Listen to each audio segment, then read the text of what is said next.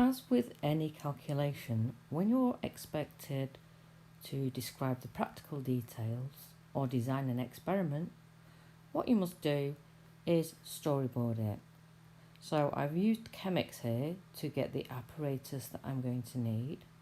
And then when we design an experiment, we need to look at the scale or the amounts of substance we're going to use. So then we take into consideration the apparatus before we can go on to the method that we're going to use. And then the calculation is the analysis and any errors carried out in the evaluation. So if we visualise using a storyboard the apparatus that we're going to use, we've been told here we've got 50 centimetres cubed of the acid, and we know that its concentration is 2 moles per dm cubed. So I'm just going to put that into there. So the original concentration of the acid was 2 moles per dm cubed. And what we're going to do is we're going to put some pure calcium hydroxide into the hydrochloric acid. But then it tells us here the unreacted acid, which means that the acid must be in excess. So that means not all of the acid has reacted. So the unreacted acid is then transferred out of the conical flask using a pipette and into a conical flask. It's then titrated with some standard sodium hydroxide solution so we can find out the amount of acid that remains over after it's reacted with the calcium hydroxide. So if the acid is going to be in excess, we need to work out the mass of calcium hydroxide that we're going to dissolve in the acid to react with it.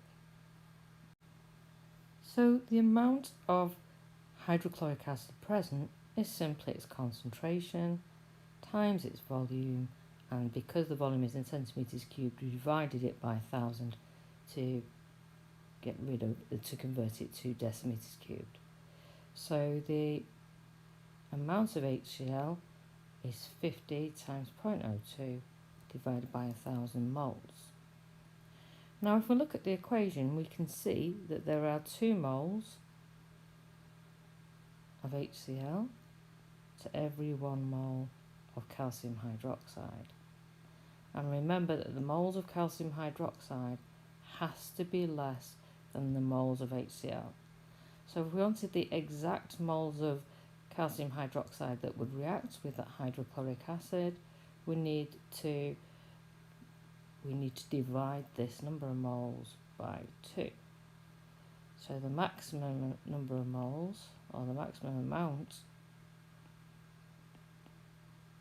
of the calcium hydroxide, is going to be 50 times 0.2 over 1,000, but we then need to divide that by 2. We can now calculate the maximum mass of calcium hydroxide that we can weigh out.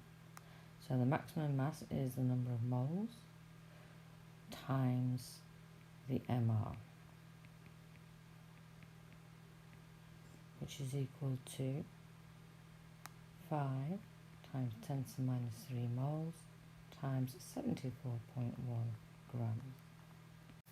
So remember, the acid has to be in excess.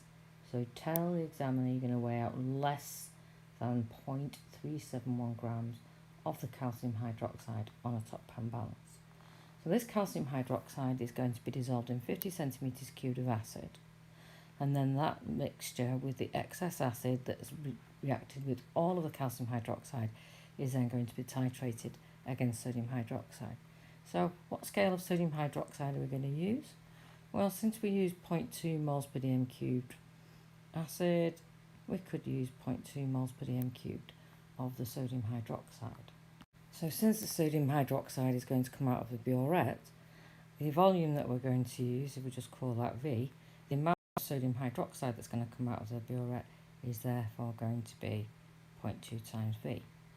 And since the sodium hydroxide and the hydrochloric acid react in the same ratio, the moles of HCl that was left over from the reaction is also going to be 0.2 times the titration volume over 1,000. So now we know the amount that's reacted with the calcium hydroxide, because we know the total moles of HCl that we added at the start, that was in the 50 centimetres cubed.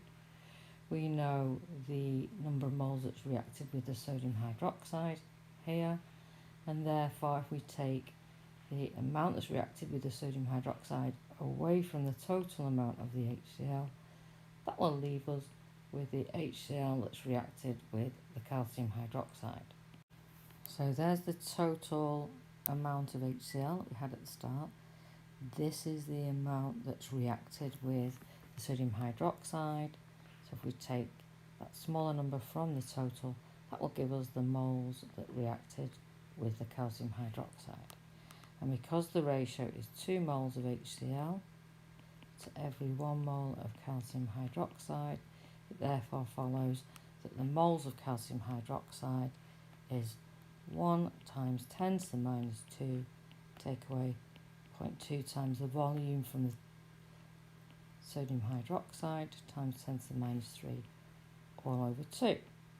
Now we have the moles of the calcium hydroxide, we can then work out its MR, because we know that the MR is equal to the mass that we weighed out divided by the number of moles.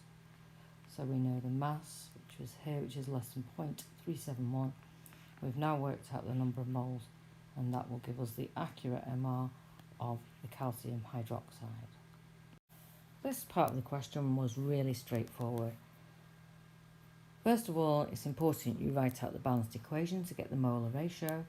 So calcium chloride is dissolved in water, so it's aqueous.